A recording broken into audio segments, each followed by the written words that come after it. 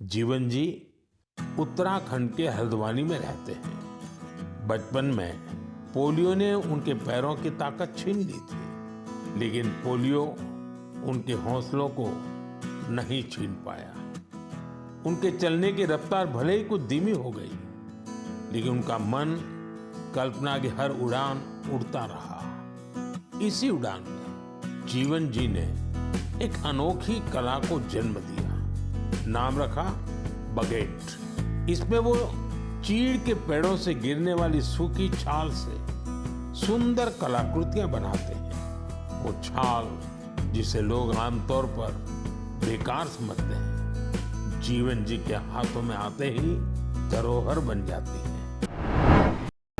पहाड़ में एक आफर होता था जहाँ पर कुदाल दरांती वगैरह औजार बनाने आपके पास अभी सांसद अजय भट्ट पहुंचे थे, मेयर पहुंचे थे, कई सारे जनप्रतिनिधि गणमान्य लोग यहाँ पर पहुंचे थे। क्या आश्वासन देके गई? अब आश्वासन तो सभी ने सहयोग का दिया हुआ है, सभी प्रसन्न हैं। और मज़े की बात अभी तक का इतना हो गया, सारा मीडिया आ गया, यहाँ पे डीएम एसडीएम साहब आ गए और सब बड़े गणमान्य व्यक्ति आ गए, अजय भट्ट जी आ गए, परंतु मैं अभी तक उस क्लिपिंग को नहीं देख पाया, मुझे समझ ही नहीं मिला। देश के प्रधानमंत्री नरेंद्र मोदी ने आज अपने मन की बात के 122वें एपिसोड में उत्तराखंड के हल्द्वानी के रहने वाले जीवन चरण जोशी के बारे में बात की। जीवन चरण जोशी दिव्यांग हैं, लेकिन उनके अंदर जो जुनून है, जो जज्बा है, वो देखने लायक है। मैं अभी उनके उसी स्टोर पर मौजूद हूँ जहाँ पर वो कार्विंग करते हैं। चीड़ की जो छाल है बगेट, उस पर तरह तरह की आकृतियां मैं दिखाना चाहूंगा। इस तरह की जो कैमरा साथी हैं उनसे भी बात करेंगे। उससे पहले मैं आपको इस तरह की जो कलाकृतियां हैं, आकृतियां हैं, ये देखिए।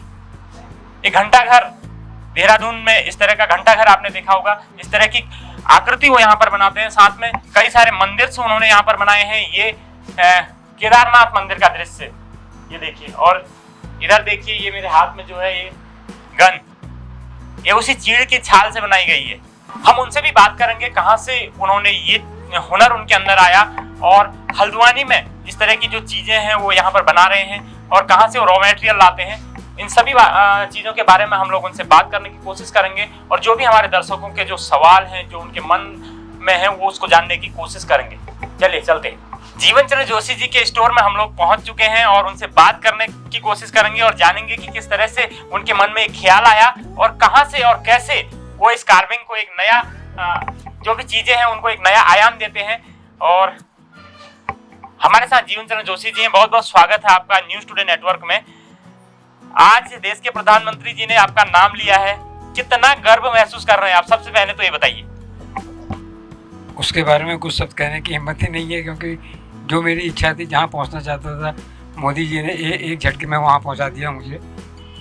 उसके लिए उनसे इस समय तो मैं धन्यवाद के सिवा ही और कुछ शब्द कहने नहीं पाऊँगा, क्योंकि उन्होंने बहुत बड़ा काम किया हुआ है और इसके लिए मेरे पास कोई शब्द नहीं है। अच्छा जोशी जी, मैं आपसे सवाल लूँगा, कहाँ से आइडिया है आपके मन में और कब से आप इस काम को कर रहे हैं?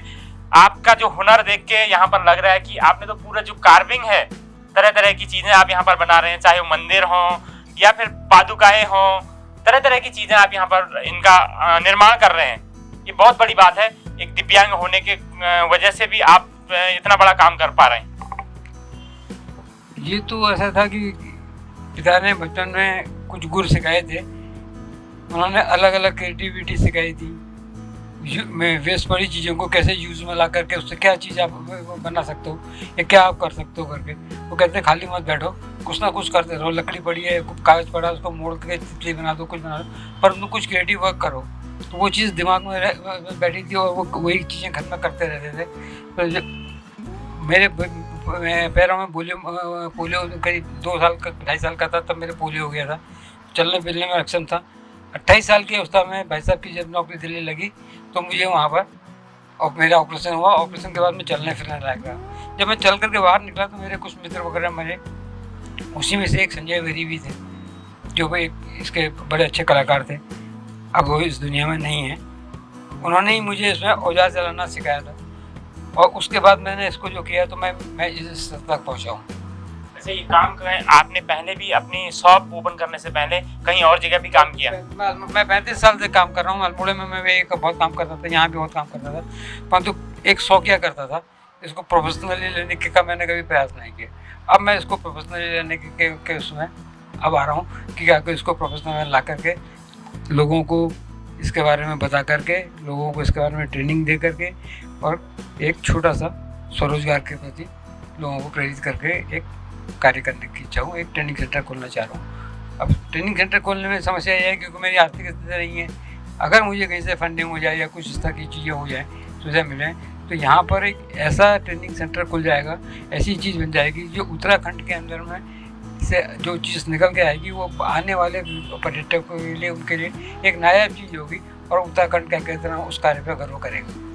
चीड़ जैसा जो ज्वलनशील होता है, जिसको हम लोग उत्तराखंड में खासकर इसकी जो पत्तियां होती हैं वो इस समय बहुत क्रिटिकल आग के लिए मानी जाती हैं, वन विभाग के लिए भी बड़ी मुसीबत पैदा करती हैं। लेकिन आपने इस तरह का जो काम इनिशिएटिव लिया, ये एक अच्छा प्रयास है। ये आपने एक अच्छा प्रश्न किया कि जब चीड़ की पेड़ों के जंगल में आग लगती है तो ये जब बकेट जंगल में पड़ा रहता है तो ये जलता है, और जलने के बाद क्या होता है, ये आग को जलने में सहायक करता है। और जब ये आग बुझती है तो ये राख नहीं होता, ये कोयले के फॉर्म में रह जाता है। ये फिर दोबारा जलता है, तिबारा जलता है। तो ये जंगल को जलाने में बहुत बड़ा सहायक है। अगर हम इसको जंगल समय रहते जंगल से निकाल के बाहर रख दें और इस क्रिएटिविटी में लगा दें तो दो फायदे होंगे। एक तो हमारा जंगल सुरक्षित हो जाएगा, पर्यावरण के हो जाएगा, और हमारे जो प्रोडक्ट हैं बिल्कुल ये मान के चलिए कि पर्यावरण के अनुकूल हैं, इको फ्रेंडली हैं, इसमें कुछ नहीं। जब ये बकेट जंगल से निकल के बाहर आ जाएगा तो ये मान के चलिए कि कम से कम 25% जंगल को बचाने में ये सहायक होगा। बकेट का उपयोग जब गांव में पहाड़ में एक आफर होता था जहां पर कुदाल दरांती वगैरह औजार बनाने, उसके लिए बहुत ही कारगर ये इसलिए कारगर होता है क्योंकि उसको एक बार जब आफर कहते हैं, उसको बनाते हैं, उसको आफर कहते हैं। जब मशीन घुमाई जाती है तो ये एकदम धड़कता है और लोहे को गर्म कर देता है। जब आपने मशीन छोड़ी ये बुझ जाएगा, ये कोयले के फॉर्म में आ जाएगा। तो एक ही लकड़ी के पीस से कम 100, 150, 200 रुपये, 300 रुपये तक का वो ऑफर में काम कर लेता है। वो इतने बार चलता है और उसके बावजूद भी जो जिसके छोटे पीस जाते हैं ये कोयले के फॉर्म में ही रहते हैं, ये डिजॉल्व नहीं होते। तो ये जंगल से निकालना इनके लिए बहुत आवश्यक है। अगर जंगल से इनको निकाल दिया जाए तो ये हमारे पर्यावरण को बचाने में, जंगल की आग को बुझाने में सहायक होंगे। अच्छा, आपका गांव कहाँ हुआ जोशी जी? आपने बताया कि मैं अल्मोड़ा से हूँ। अल्मोड़ा में कौन सी जगह से और कब आप हल्द्वानी आ गए थे? अल्मोड़ा में तो मेरी पैदाइश अल्मोड़ा की ही है। हम कुछ पीढ़ी पहले अल्मोड़ा आ गए थे। अल्मोड़ा जाखन देवी गली में मेरा निवास स्थान है, वहीं पला बड़ा, वहीं से अपने सारे काम सीखे। और ये दुकान पिताजी ने खरीद ली थी, तो उसके बाद फिर 2002 में शारीरिक रूप से थोड़ा सा सक्षम नहीं होने के कारण जब पहाड़ में चढ़ना उतरना में दिक्कत होना, ट्रैफिक का होना, उस वजह से मैं यहाँ को आ गया। तो आगे अगर आपको सरकार सहायता करती है आपके बिजनेस को बढ़ाने के लिए आगे, और जो आप कह रहे हैं कि ट्रेनिंग सेंटर में खोलना चाहता हूँ, और साथ ही उत्तराखंड में बहुत सारे बेरोजगार युवा घूम रहे हैं, उन्हें आप रोजगार से जोड़ने की कवायद आप कह रहे हैं कि मैं करूँगा, लेकिन अगर सरकार आपको सहायता करती है तो किस स्तर पर इस व्यवसाय को आप ले जाना चाहेंगे? देखिए, मैं तो उसको बहुत स्तर पर ले जा सकता हूँ अगर मेरे को सहयोग मिले। सबसे बड़ी चीज़ क्या होती है, जो आदमी इंटर पास है, BA पास है, MA पास है, वो तो नौकरी की तलाश में जाएगा। परंतु जो पढ़ा लिखा नहीं है, वो गाँव से पलायन कर रहा है, यहाँ आकर के हल्द्वानी में आकर जाके बर्तन मार रहा है या मजदूरी कर रहा है, अगर वही 500 रुपया रोज उसको हाँ गाँव में दे दिया जाए जो वो हल्द्वानी में कमा रहा है, तो 7 घंटे काम करने के बाद वो 500 रुपये कमा रहा है, बाकी टाइम में अपने घर के अंदर में काम कर सकता है, अपनी खेती बाड़ी देख सकता है। तो वहाँ पर इस तरह के बना करके अगर उन लोगों को प्रोत्साहित किया जाए और उन लोगों को वहाँ पर रोकने का प्रयास किया जाए तो हम काफ़ी हद तक उत्तराखंड से पलायन को गाँव से रोक सकते हैं और उनको वहीं पर रोजगार दे सकते हैं। और उसी जिस जगह पर वो बना रहे हैं उसी जगह को हम ये पर्यटन के लिए इस्तेमाल कर सकते हैं कि यहाँ पर ऐसा हो रहा है, पर्यटन आएगा, पर्यटन देखेगा तो विकास होगा। अच्छा, आपके पास अभी सांसद अजय भट्ट पहुंचे थे, मेयर पहुंचे थे, कई सारे जनप्रतिनिधि गणमान्य लोग यहाँ पर पहुंचे थे, क्या आश्वासन देके गई? अब आश्वासन तो सभी ने सहयोग का दिया हुआ है, सभी प्रसन्न हैं और सबने ये कहा है कि हम आपका पूरा सहयोग करेंगे। बाकी तो समय बताएगा कि क्या होता है। कई बार ये भी देखने को मिलता है, जैसे अभी तो आपका नाम प्रधानमंत्री जी ने ले लिया, आपके पास बहुत सारे गणमान्य लोग आगे, लेकिन बाद में भूल जाते हैं, कई दिन अब कुछ समय बाद वो भूल जाएंगे।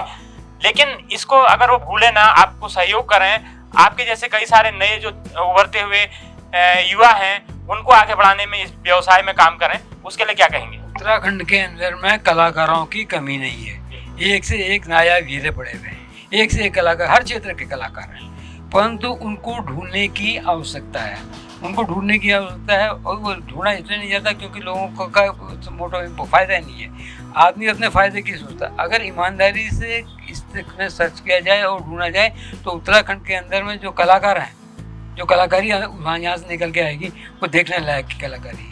बहुत से कलाकार, परंतु उनको मंच तक पहुंचाने के लिए साधन नहीं मिलता। और मैं इस प्रयास को कर रहा हूं तो मैं आर्थिक रूप से संपन्न नहीं हूं। अब मैं हो जाऊं तो मैं बहुत से कलाकारों को ला करके आगे बढ़ा करके उनको रास्ता दिखाऊंगा। जब मन की बात में आज प्रधानमंत्री जी ने आपके बारे में बोला, तो आपको कैसे पता चला कि मेरा नाम आ रहा है, प्रधानमंत्री जी ले रहे हैं? ये मेरे एक पत्रकार मित्र हैं, उन्होंने ही मुझे फ़ोन करके कहा कि आपका उसमें आ रहा है। और मज़े की बात, अभी तक का इतना हो गया, सारा मीडिया आ गया, यहाँ SDM साहब आ गए और सब बड़े गणमान्य व्यक्ति आ गए, अजय भट्ट जी आ गए, परंतु मैं अभी तक उस क्लिपिंग को नहीं देख पाया, मुझे समय ही नहीं मिला। बिल्कुल, देखिए इतने बिजी शेड्यूल उनका आज हो गया है कि जो प्रधानमंत्री जी ने इनके बारे में बोला था, उस क्लिप को अभी तक जोशी जी नहीं देख पाए हैं। इतने बिजी शेड्यूल उनका हो गया, चाहे वो मीडिया के कर्मी हो या फिर जनप्रतिनिधि हो, गणमान्य लोग हों, उन्होंने इनका शेड्यूल इतना बिजी कर दिया आज कि वो अपना क्लिप नहीं देख पाए। अब कब तक देखेंगे उस क्लिप को? अभी और जाना है आपको एक जगह? बस अभी एक जगह एक इंटरव्यू के लिए और जाना है, उसके बाद घर जाकर रात को देख पाऊंगा। ठीक है, स्मार्टफोन चलाते होंगे आप? स्मार्टफोन चलाता हूँ। बिल्कुल, ये थे जोशी जी, उनसे सारे क्लियर जो आपके डाउट्स थे वो क्लियर करने की कोशिश की और साथ ही जाना कि कैसे इस व्यवसाय में वो आए और कैसे उन्होंने इसकी शुरुआत की। उन्होंने बताया कि अपने पापा से उन्होंने इसके गुर सीखे और वो आज इस बिजनेस को स्टेबल कर पाए हैं। तो इसी तरह तमाम इस तरह की वीडियोज हम आपके लिए लेकर आते रहेंगे। इस तरह की जो शख्सियत है, उनकी जो स्टोरीज हैं, आपको दिखाते रहेंगे। मैं था अपने सहयोगी कैमरा पर्सन फैजान के साथ Yogesh Bhatt, news today network, Haldwani.